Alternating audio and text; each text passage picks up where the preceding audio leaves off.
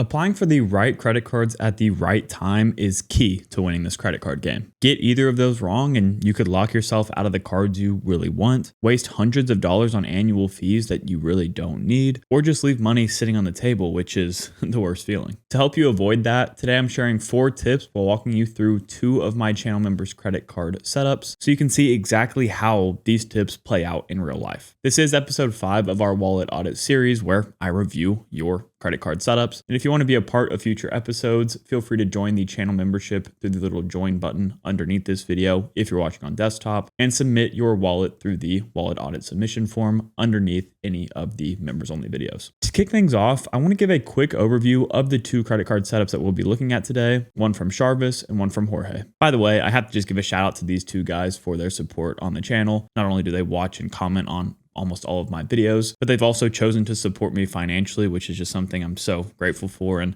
I know Odin is too, because now he can actually eat dinner. Starting with Jarvis's setup, he's currently sitting at about 9 credit cards total, give or take a few, because I know he's kind of reworking his whole setup right now. Most of these are subprime cards with low annual fees that don't give him a ton of value, but of course that's exactly what we're here to improve today. Next is Chase 524 status. For those that don't know, the Chase 524 rule states that if you've been approved for 5 or more personal cards from any lender in the past 24 months, you'll automatically be denied for your next Chase card application. And even though I know that Jarvis doesn't care for Chase cards that much, I always like to at least bring up this status since it gives me an idea of somebody's application velocity, and that's going to impact your approval odds with all lenders, not just Chase. So right now he's sitting at either 5 or 624 within Chase's 524 rule until September 8th of 2026. As for spending, the only category he listed on his form was groceries, so I assume that's pretty high for him. He prefers earning points and miles over cashback, even though basically all of his current cards are cashback cards. Travel-wise, his routine stays super consistent every single year, with 3 trips to New York City, about 5 to 7 days each, 1 international trip to the Caribbean for the entire summer, plus a family cruise that lasts 4 to 5 days as well. When it comes to airline and hotel preferences, he flies American Airlines mostly since that's the only airline that flies to his island in the Caribbean that he's from. And for hotels, he's only really stayed at IHG, Wyndham, and Choice properties so far. Lender-wise, he mentioned that he is avoiding Chase, Bank of America, Citi, and Wells Fargo. But based on his travel habits, I'm going to be pushing back on a few of those in the last section of this video. After Jarvis, we have Jorge set up. He currently has 13 credit cards spread across a bunch of different point ecosystems, which could probably use some simplifying. His Chase 524 status is maxed out at 524, which locks him out of any Chase cards until April of 2026. And then if he adds another personal card at that point, he'll be locked out for another full year after that first personal card. His highest spend categories are dining and groceries at about $9,000 per year, as well as travel at about $3,000, but he did say that's going to increase now that his kids are grown and he can start traveling more. When I asked about his preference between cashback and points and miles, he admitted that he really doesn't know quite yet. And you can see that reflected directly in his wallet. He's got a little bit of everything here, from store cards that earn cashback with that specific store, to Chase Ultimate Rewards points, Capital One Venture miles, Citi Thank You points, etc. And it's probably due to the fact that, as I mentioned earlier, his travel habits are just now starting to evolve. But he did still say that he usually prefers to fly with JetBlue and Delta and then stay with Hyatt, Hilton, and Marriott, so that's good to know. Finally, he didn't list any lender preference. He just said that he is open to listen to the Jedi Master Spencer Johnson on this topic. I'm not going to go anywhere near that far to say that that's who I am, but I'm definitely going to do my best to help out here.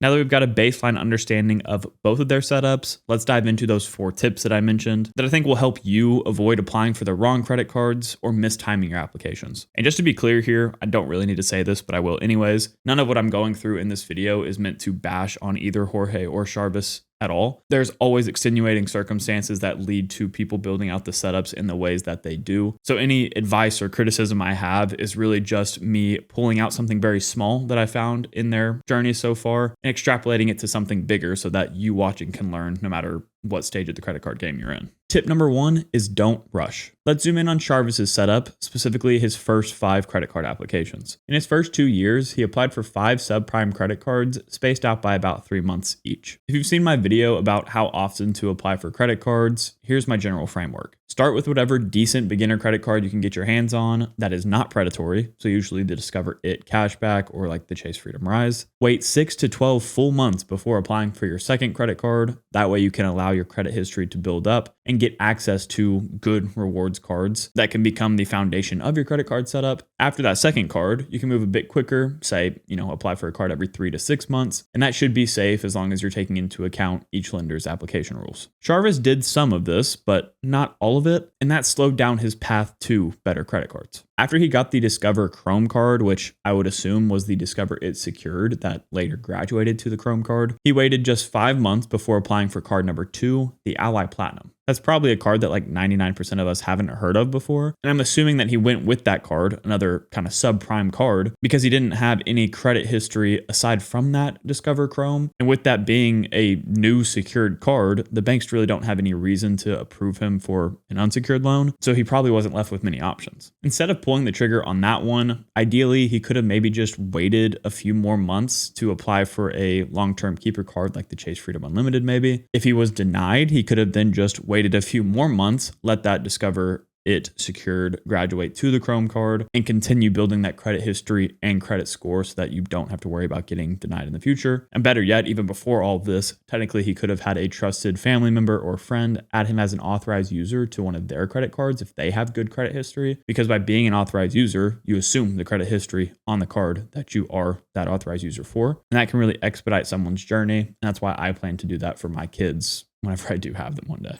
If you're somebody in this position, newer to the credit card game and looking for a way to manage these cards without it feeling like a part-time job, I would highly recommend you check out Max Rewards. Max Rewards is a credit card management app that allows you to track all of the important information about your cards, regardless of what lender they come from, all in one convenient interface. And I don't know about you, but one of my favorite secretive ways to save extra money using credit cards is through the offers that they give you through their lenders' apps. But actually taking the time to go click the little plus icon next to each of those in each app respectively takes way too long. But that's where Max Rewards comes in clutch. With their paid tier, Max Rewards Gold, each one of your credit cards that is linked to the app will have all of their offers automatically activated. And even just last year alone, I saved over $100 with this feature, which more than covered the cost of Max Rewards Gold for me, not only for last year, but even this year as well. Of course, Max Rewards has plenty of free features as well. One of my favorites being the best card tool that tells you exactly what card to use at the location you're shopping in. And more than anything, I just use the home screen that tells me all that important information about my cards, like my total point balances, card balances, bill due dates, and more. So just bottom line, if you want a better handle on your credit card setup or you want to set yourself up for future success, definitely be sure to check out Max Rewards. And if you do, please download it through the link in my description and enter the promo code Spencer when you sign up to lock in a 1-month discount off of your annual Max Rewards Gold subscription if you ever do decide to upgrade. Big thank you to Max Rewards for sponsoring this video. As always, let's get back into it.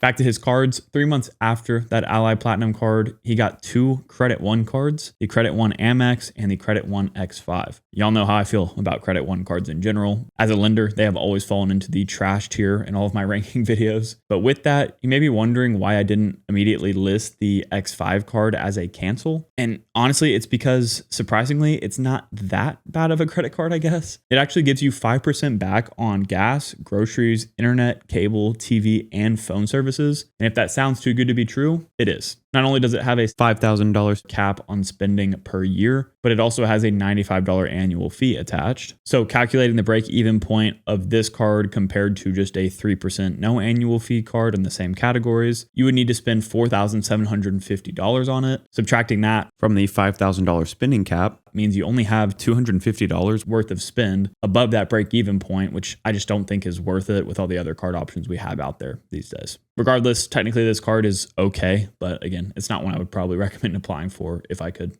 go back in time and rework his beginning journey. After those Credit One cards, he got one more subprime card, the Mission Lane card, and that was only a month after getting the X5. So you can kind of see that he was moving very quickly. I want to reiterate that if you're in a similar situation to him, sometimes the best move is to just sit on your hands and do nothing. But of course, we're going to move forward with where he's at now. Finally, at some point in 2024, I'm not exactly sure when because he didn't list the date, but he did get approved for the Robinhood Gold card. This is his first long-term keeper card in his setup, but there was still one issue with it, and that is that he didn't get a high limit on it. They gave him a starting limit of $500. So even though he now has a card that gives him 3% on all of his purchases, which basically renders all of his past credit cards worthless at this point, there's still that hindrance on him actually using it to its fullest potential. And that right there is the ramification of him going for so many subprime cards. On the surface, Charvis's early strategy actually looks fine. He's adding more cards, getting more credit history, and increasing his credit score, but the downstream impact of the cards he went for is obvious. He has low limits, stalled progress, and wasted slots. If he would have maybe just waited a few more months and got approved for a card that had a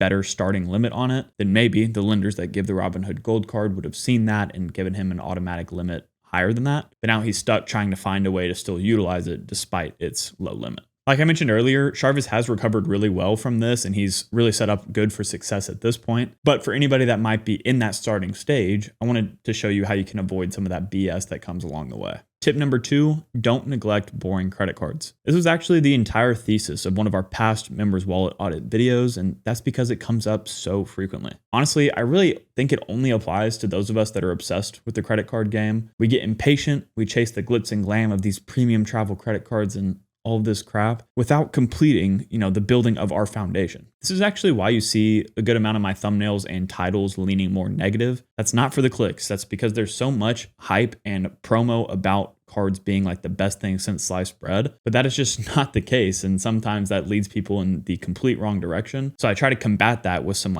tough love type of takes on the most popular credit cards on the market from the perspective of an everyday credit card user. Stopping people from falling for the same traps I see over and over, like overlooking boring credit cards, is exactly what I make these videos for. So yeah, kind of a tangent there, but hopefully that kind of explains some things for you. Now, whenever I say boring credit cards here, I mean those cards that are like the core part of your credit card setup, the ones that you add really early on for that basic earning potential, and the ones that we tend to neglect once we move to that more advanced stage of the credit card game because they're just not as flashy as the rest. But these boring cards literally are the concrete in which our buildings stand on, and without that, the buildings would fall. Out of our 2 setups today, I think Jorge's setup is a pretty great example of how to follow this tip. Looking at his list, yes, he did start with some store cards that I wouldn't personally choose if I was starting from scratch, but they probably served a good purpose for him at that time. Either way, what I'm more focused on is the start of his Chase card journey with the Sapphire Preferred, Freedom Unlimited, and Freedom Flex. He knocked out the Chase Sapphire Preferred and Freedom Unlimited in 2019, making quick work of that just base Chase duo that I like to recommend to a lot of my friends. And then he followed up with the Chase Freedom Flex in 2023 to complete the whole trifecta. Just with those 3 boring credit cards, he automatically increased his earning ability to 5x back on Chase travel purchases, 5x on rotating quarterly categories, including groceries and gas, 3x on dining, streaming, online groceries, and drugstores, 2x on travel, and 1.5x on everything else. For most people, that is all they ever would need. Not only did he get all of that earning category coverage, but he also unlocked up to 1.75 cents per point when redeeming his Chase points through the Sapphire Preferred and their points boost feature in the travel portal. He also got access to Chase's transfer partner lists, including companies like Hyatt,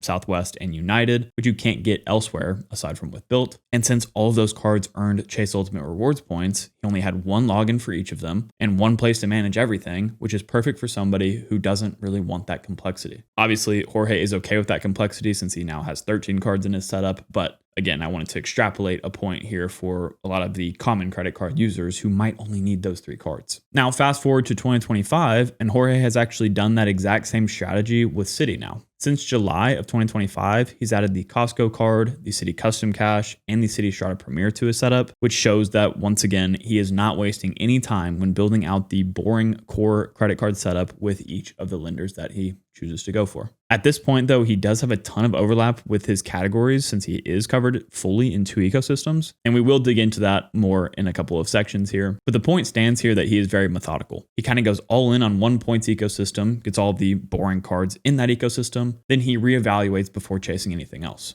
Do you have to go lender by lender like he does? Absolutely not. I mixed all different lenders throughout my journey so far, but it can make your approach more streamlined, especially if you don't want a ton of cards. Just be careful to not put the blinders on here because these days we have so many options with so many lenders that if you only stick with one bank at a time, you might actually miss out on better opportunities elsewhere. Tip number 3, don't get attached. It's crazy to even think about the concept of getting attached to credit cards since they are just pieces of plastic in our pocket that we use to pay for things, but it happens all the time. You might be victim of it yourself. I think a lot of us in this credit card game are great at moving forward. Like we kind of know what credit cards we have on our roadmap. We know what cards are on our dream list, I guess you could call it. But at the same time, we're pretty terrible at knowing when to let older cards go. Going back to Jarvis's setup, this is actually a place where he is killing it today. But let's rewind time a bit and pretend that his setup still looks like it did in the screenshot with 5 subprime cards, a couple of 0% intro APR cards, and a few others. With this setup, there are only 3 cards that I think deserve to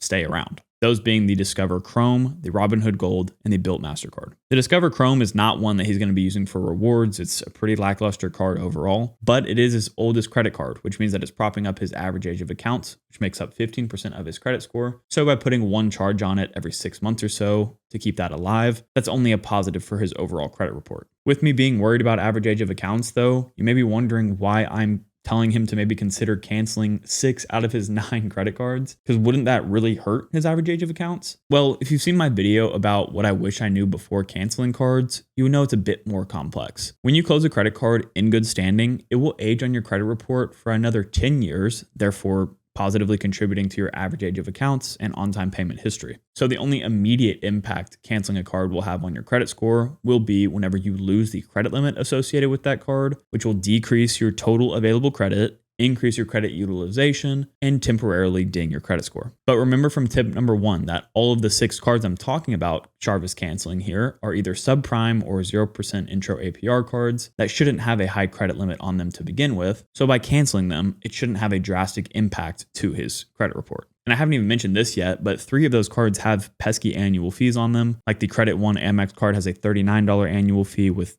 no reason to justify it. The Credit One X5 has a $95 annual fee. Yes, it's okay, but it's not a great card. And the Mission Lane card, once again, really offers nothing with a $19 annual fee. Compare those to the Robinhood Gold card that he has that technically has a $50 annual fee if you consider the cost of Robinhood Gold, which you need to have to get the card in the first place. But you only need $5,000 worth of spend on that card in a year for it to break even compared to a 2% no annual fee card. So that's just so much easier to justify. While I'm on this topic of canceling cards, I should mention that Jorge has a few questionable cards on his list, and those are all of the store credit cards basically, and I would apply the same cancellation logic to those. The big difference between those and Jarvis's cards though are that they don't have annual fees. So if Jorge for whatever reason wants to keep those open or just doesn't have an issue with balancing that many card accounts, then he doesn't necessarily have any urgency there. With either of their setups, there could be some temporary pain when canceling those credit cards, but the long-term benefit of doing so outweighs that. From our emails, I know that Jarvis has already really followed all that advice I just gave him. He's canceled all of the subprime cards already and now is only using the Robinhood Gold and a Built MasterCard for his daily spend. And this is not only good because hopefully he'll get an increased limit on the Robinhood Gold and Built cards since he's using them so much, but also this should increase his approval odds for future unsecured cards and prime cards, since those are the only 2 that are showing as open on his report. Tip number 4 now is to always consider alternatives. Sticking with the flow of this video, I'll start by discussing what I would do differently if I was in Jorge's shoes a little bit earlier on in his journey. And then we're going to look into what cards both he and Jarvis should consider adding to their setups to fit their travel habits going forward. As I mentioned earlier, the thing that stands out the most to me about Jorge's setup is the lack of clear direction. And that's evident from the mix of lenders that he has cards from compared to his reported travel goals. Remember that Jorge admitted that he didn't have a solid plan when it came to,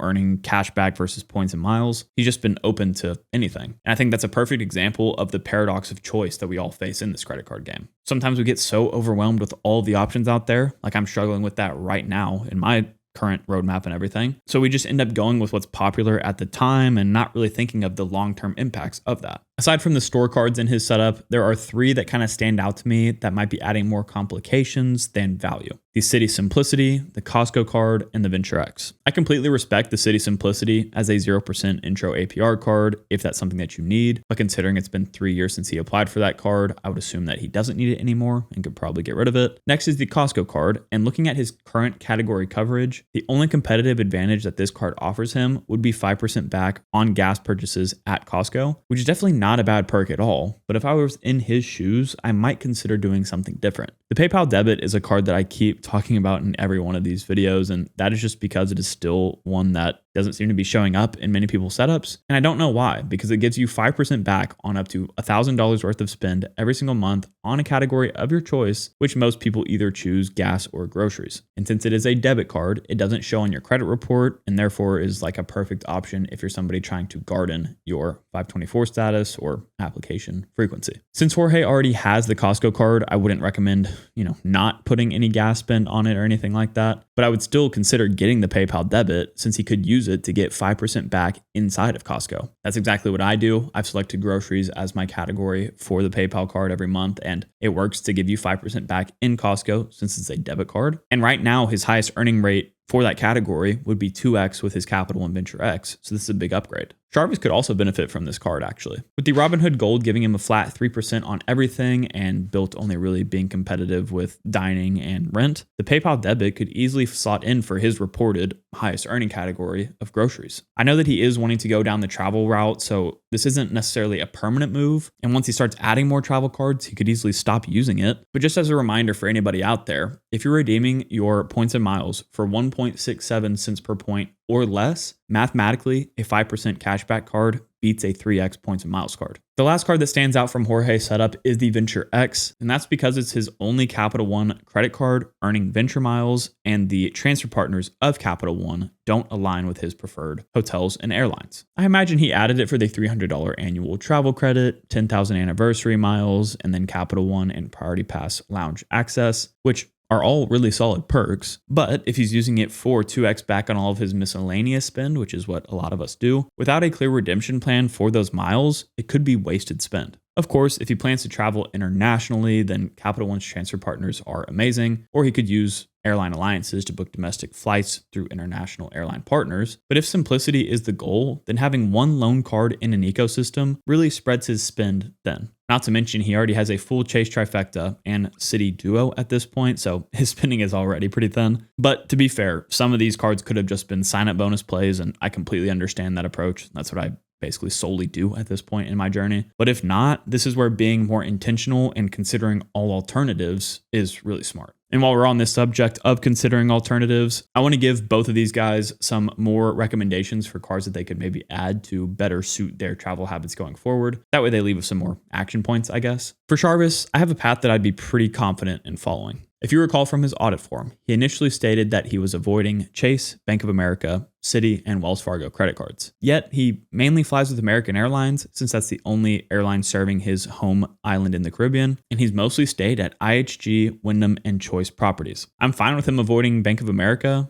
but Chase, Citi, and Wells Fargo are going to be lenders that he probably needs to get cards from at some point. Keep in mind, he did fill out his submission form before Citi added American Airlines as a transfer partner, and I think he's lightened up on that preference of not having their cards. But I also need him to be open to adding, say, like the IHG Premier card with Chase and the Choice Privileges cards with Wells Fargo. That way he can earn the points he needs to actually make his travels happen in the future. Those are the first couple of cards on his recommendation list. But as for more like staple everyday earner cards that I've added, the Citi Thank You Point earning cards and the American Airlines miles cards are next. Right now, he has no way to earn American Airlines miles aside from transferring from Built to Atmos Rewards and hoping that American Airlines flights are on Atmos's website. And the only currency out there with direct transfer access to American Airlines is Citi. They may not be flashy, but their earning potential is big. Their sign-up bonuses are solid. And if he did go that American Airlines card route, he could also have some added perks like priority boarding, free check bags, and stuff like that that you can only get with their specific credit cards. As for Jorge, he flies mostly with Delta and JetBlue and stays with Hyatt, Hilton, and Marriott. And he's pretty well covered already, honestly, but the one points ecosystem that he doesn't earn in that could be helpful would be Amex membership rewards, since they transferred to Delta and Hilton. Honestly though, rather than getting like the Amex Gold and Platinum card right now, since it doesn't seem like that fits his travel habits yet, I would probably rather go the direct co-branded route with Hilton and Delta. Both of those companies have modest point valuations at best, so the most valuable way to earn points with them is to basically get their cards and their sign-up bonuses directly. The sweet spot for most Most people would be getting the Delta Gold and the Hilton Surpass credit card, which are both in that like $150 annual fee range. But of course, he should run his own effective annual fee calculations on each card in their lineup to see which one really makes sense. If one of the higher tier cards from each of those lineups makes more sense than the lower tier ones, I would just recommend that he look into the family language restrictions that Amex has, and that'll help inform his decision on